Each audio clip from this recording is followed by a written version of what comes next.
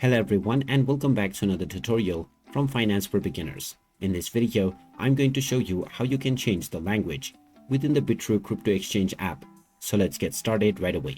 First of all, open up the Bitrue application on your device, and after you have logged in, you will end up within the home page. From here, if you wish to change the app language, tap on the profile icon at the top left corner.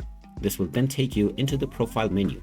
From here, if you scroll down, you will see the language option. This is directly under identity verification.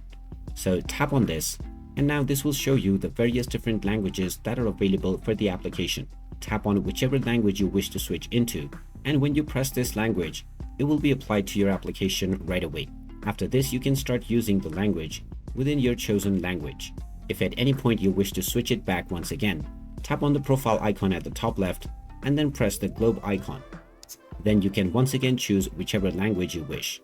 So there you have it. That is how easy it is to change the in-app language on the Bitrue crypto exchange app. If you find this video helpful, don't forget to hit that like button and subscribe to our channel for more useful tips and tutorials. Thanks for watching, and I will see you again in the next one.